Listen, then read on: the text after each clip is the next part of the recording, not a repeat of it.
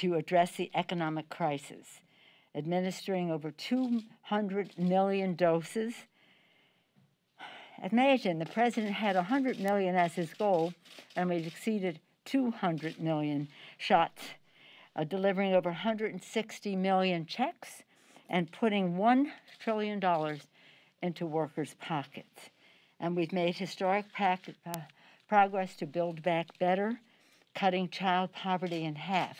Imagine, in the rescue package, initiative to cut child poverty in half, delivering health care to an additional 800,000 Americans through the ACA because of the provisions in the rescue package that enabled more people to have access to the subsidies. This is so exciting. I feel very proprietary about the Affordable Care Act. And creating 1.3 million jobs, more jobs in the first 100 days than any president ever. All of this puts our economy back on track to grow 6% this year. That's not my figure. That's according to the International Monetary Fund. The IMF has said, and this is the fastest pace in over 40 years, in nearly 40 years. As the president said last night, America is moving. Last night was historic. It was the first time two women, the Vice President of the United States and the Speaker of the House, sat behind the president as he delivered his address to the nation. It sent the message to girls and women that beyond the sky is the limit. We would say the sky is the limit years ago, but now with the technology that we see, there is no limit. The president's speech reflected that message. It's one thing to have two women there. It's remarkable, actually, I say immodestly. But what's really important about the night was what the president said in his speech. It was a triumph for women, women at home, women in the workplace, equal pay for equal work, paid family and medical leave, affordable child care, universal pre-K. I love that because it's children learning, parents earning, men and women, but largely women as caregivers. The Violence Against Women Act that he urged the passage of in the Senate, and many other initiatives for women. The list goes on. This address was a recognition that we can only build back better with the fuller participation of women in our economy. So I indeed thought it was a triumph for women. This is an ambitious, transformative vision for seizing a once-in-a-century opportunity to build back better. The bold investments of the American Jobs Plan, the American Family Plan, invest in the foundations of our strength, families, workers, and the middle class.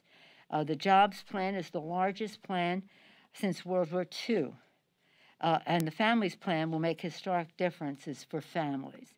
The Democratic House looks forward to working with the administration to enact this vision. Congress will work its will. We have many ideas in our caucus, and our committees are hard at work advancing the American Jobs Plan and the American Families Plan. Just to go back to the president's address, I mean, we're talking about it, but specifically, he lifted up the progress made by the rescue plan, told people what's in it so that they can be sure to avail themselves of the benefits of it and what can be done in the American Jobs Plan. In addition to all of that, he talked about other priorities for our community and therefore some pieces of legislation already passed the House or the Senate. The George Floyd Justice and Policing Act that we're optimistic will see some progress in a bipartisan way soon. Gun violence prevention bills, very popular across the country among gun owners and the rest. This is just only in the Congress of the United States is there objection, but there is bipartisanship or nonpartisanship on this subject across the country. H.R. 1, for the people. This is about our democracy. We must pass this legislation. We have in the House. The leader has called it a priority in the Senate. Mr. Schumer, and then what they did pass in the Senate, and we have to take up in the House, is the COVID-19 Hate Crimes Act, led by Mazie Hirono in the Senate, Grace Meng in the House. Then we'll take this up when we come back. The Equality Act, ending discrimination against the LGBTQ community, passed the House, popular in the country. Corporate America, by and large, supports the legislation. Let's just get that done. Immigration reform, as the president called for, Dreamers and TPS, etc. Let's just get popular across the country in a bipartisan way. Action to lower prescription drug prices. We've been working on this for almost a generation. It's time to do that. If we can pass the legislation to enable the Secretary to negotiate for lower prescription drug benefits, it will be an assist to America's working families. Overwhelmingly, in any poll that you take, the cost of health care is a challenge to America's working families because of the cost of prescription drugs. With the Affordable Care Act, we have lowered the rate of increase of the cost of medical care, except for the cost of prescription drugs. These and other initiatives will be addressed by either one of our houses, as is appropriate, and the House is proud of the progress that we have made, and we are committed to ensuring that these bills become law. So again, 100 days. What a difference a day makes. What a transformation 100 days makes. Thank you, Mr. President. Especially thank you for making your speech, your presentation, such a triumph for women. Any questions? Yes, ma'am. Hi, good morning. You covered a lot of topics this morning on CBS. I want to ask about something that didn't come up about the House itself. Roughly, two questions. Roughly, what percentage of the House do you think is fully vaccinated right now? And then second, there has been some pushback, there's been some pushback from both the right and the left about requiring social distancing and fully masked participants last night. Why not consider something like requiring that everyone be fully vaccinated? Why require masks at a time when public health officials want the message to be about vaccination? Well, public health officials still are encouraged wearing masks indoors. But your question is an excellent one that should be made to every member of Congress. We are guided by the Capitol attending physician and the sergeant at arms, but the science demands why we have masks on still. With more, as you rightly point out, with more vaccinations, we should be able to have shorter period of time for voting so that we, if we're all vaccinated, still with a mask inside, but nonetheless. Perhaps when we are speaking would be a time we could, as you did, take down the mask, but so far that's not what we can do. So here's the thing. We cannot require someone to be vaccinated. That's just not what we can do. It is a matter of privacy to know who is or who isn't. I can't go to the Capitol physician and say, give me the names of people who aren't vaccinated so I can go encourage them to, or make it known to others to encourage them to be vaccinated. So we can't do that. But you would hope that science would guide them to protect themselves, their family members, and be good colleagues in the workplace to get vaccinated. And the sooner that happens, the better for everything in terms of, because all of the requirements that we had last night were not about security by and large. That security issue is always there when the President of the United States is president. But in terms of COVID had us in a room where normally 1,600 people would be gathered for the address by the President of the United States, 1,600 people to 200, I think it was 204 people, because the Capitol physician insisted that social distancing, that mask wearing were necessary so that we are not contributing to the spread of COVID, especially with the President of the United States there, but also in terms of the Congress of the United States. So if we could, but we can't, require vaccinations for the members, much less for the American people. some people want to say, don't come into my store unless you're vaccinated, this or that. It causes commotion. But we don't have too much. I mean, there are some individuals who say, and I don't even know who they are, but if you say there are, that they don't want to social distance and they don't want to wear a mask, but that's incidental. It's not anybody important. The house is vaccinated, do you know right now? The percentage? Yeah. It's about, I think it's about 75%. It's about, it may be in the last few days some more, but I think it's about 75%. But again, the physician cannot tell us Democrats, Republicans, or who. And that's right. We should be respecting people's privacy, but that's approximately what it is. And the Republicans come up to me and say, let's shorten the time for votes, let's shorten the time for votes. I said, well, tell your friends to get vaccinated. That would help. That would help a lot. What do you got, Chad? Well, he sits in front. You guys have to just ace him out because he's so Chad. 49ers guards or tackles or something. I got the Warriors colors on today. In any event, did you get to hear any of Senator Scott's response? No, I didn't, because we were thanking the Capitol Police and the custodial staff for making the day possible, so I didn't see it. I usually don't see it. Is there anything that you have maybe read about or something that you think is from his message that maybe you hope you can work with them, or from that message, or not? I didn't see it, but the one thing I did hear was that he was ready to continue the discussion about the George Floyd Justice and Policing Act, and I think that was a very good message to come from that. And we're very proud of Karen Bass and the work that she has done in a bipartisan way on the House side and now on the Senate side, working with Cory Booker and Senator Scott for sure, a very important factor in all of this. So that was one thing that I saw in the news that came out. But for us, when the president comes, whatever the party, whatever the capacity, it's until midnight, and the president was very gracious in wanting to, suggesting that he say thank you to the custodial staff who suffered so much at January 6th and who are continued to make the Capitol work as well as the security. Madam Speaker. Yes, ma'am. As far as the metal detectors are concerned, Jim Clyburn was fined $5,000 for breaching one of the metal detectors.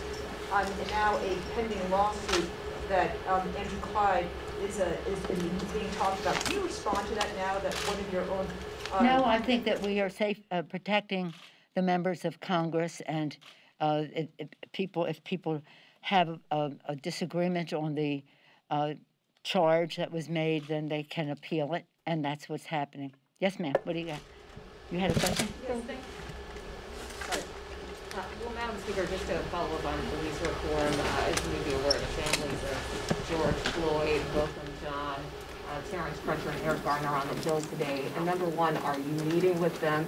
And number two, besides Karen Bass, who have you designated to negotiate with Senate lawmakers on this issue today? And what have you tasked them with as far as trying to get this done? What's the last part there?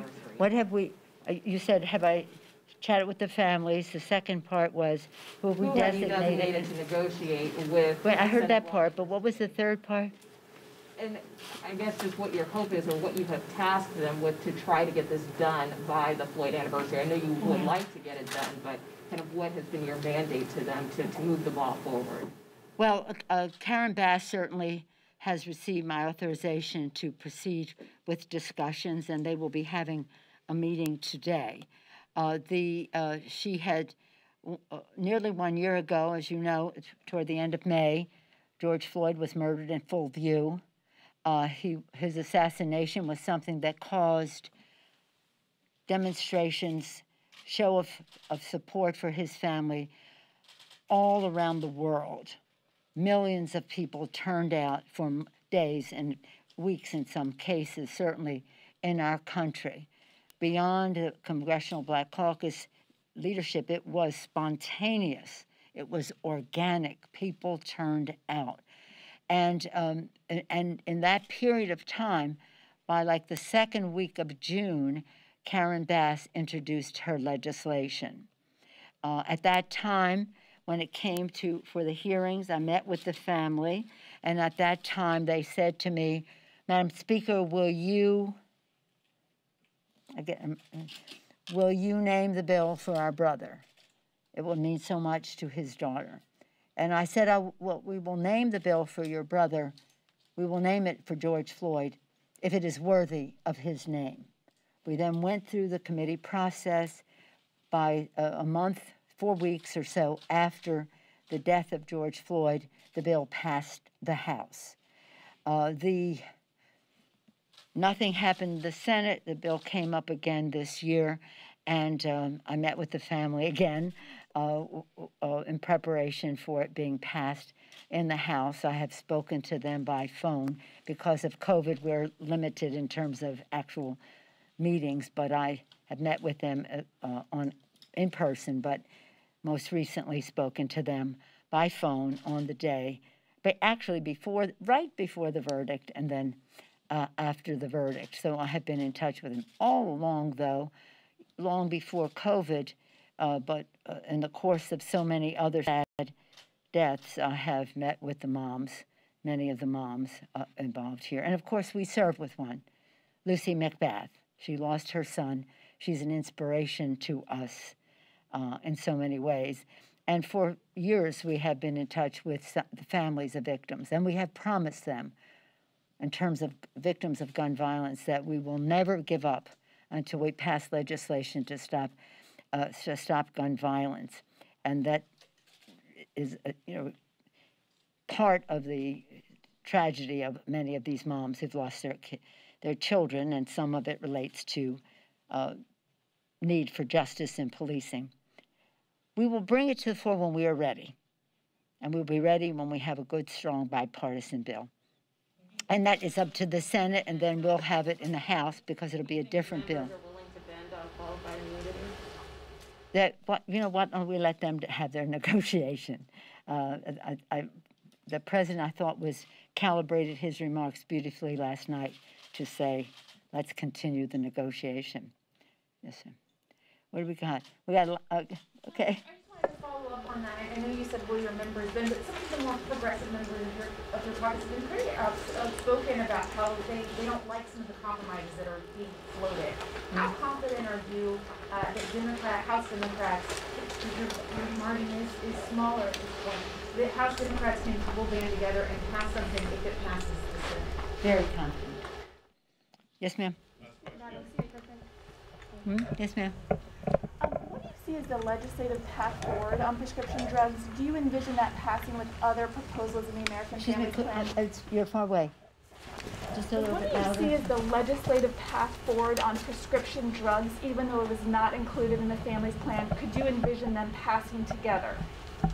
Well, I have been, as I say, almost a generation advocating for enabling the Secretary to negotiate for lower prices. I appreciate your question because it relates not only to a legislative agenda, but the kitchen table concerns of the American people, which is what our legislative agenda is, how it prioritizes that.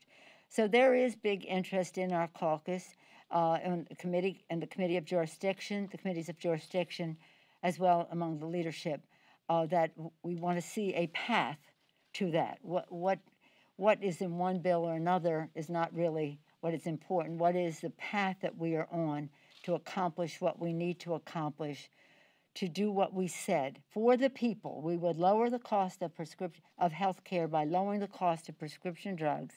We would have lower health care costs, bigger paychecks by building the infrastructure of America in a green way, and we would have cleaner government by passing H.R. 1, the For the People Act.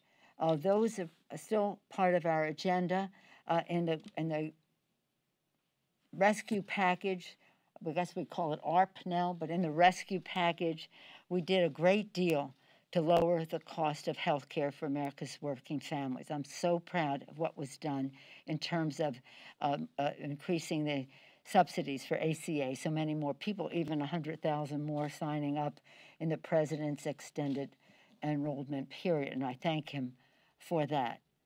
The bigger paychecks, it's really important to note that if you're going to build the infrastructure of America for the future, it's not just roads, bridges, mass transit, that's all very important.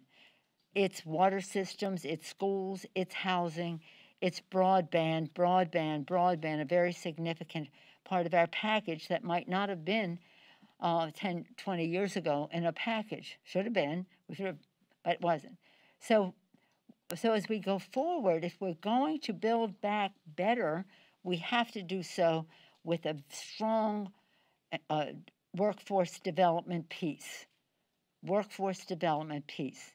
The personal infrastructure must be built in order for the physical infrastructure to involve everyone in its success. And that's why, whether it's women, minority, people of color, veterans, rural, Native American communities, as well as businesses, must be able to participate in all of that. So it is the question you ask is one that is very supported in our caucus, that we would negotiate for lower prices. When we first did it, way back when, again, you've heard me say this almost every week, in 2005, in our campaign to win back the House in 2006, our 6 for 06 agenda had 6 priorities that we would pass in the first 100 hours. 5 of them became law, 1 did not, because we didn't have 60 votes in the Senate, enabling the secretary to negotiate for lower prices for Medicare. Now we go beyond that, and that those lower prices would be lower prices in the private sector for America's families, not just those on Medicare. So this is a central issue for us. But we are all, to get back to your question, we are all united around what the president put forth last night. It was an agenda for the people. It addressed their concerns, and he did so extending the hand of friendship so that we could do this hopefully in a bipartisan way. But we must get it done. And the shared values that we have in our caucus enable us to discuss our enthusiasms, our exuberances, and see what emerges, and that's called Congress working its will. So I'm proud of every member of our caucus and their ability to weigh the equities in terms of a bill coming down the pipe. Unlike the Republicans who vote against the bill and then show up and take credit. Oh, I voted for restaurants. Oh, you didn't vote for restaurants to have a grant.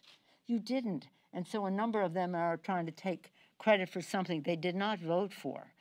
And that's not unusual. Vote no, take the dough. That's what the Republicans do. But that doesn't help people. What we're there is to have the courage to pass the laws that hopefully are in a bipartisan way, but if not, to make sure we're meeting the needs of the people. And all of these things will come to the floor, every part of it, when they are ready. And I'm hoping that the George Floyd Justice and Policing Act will be soon. Today they are meeting. I think that's great. I pray that they will be successful in a very strong bipartisan way, bicameral way. Thank you all very much.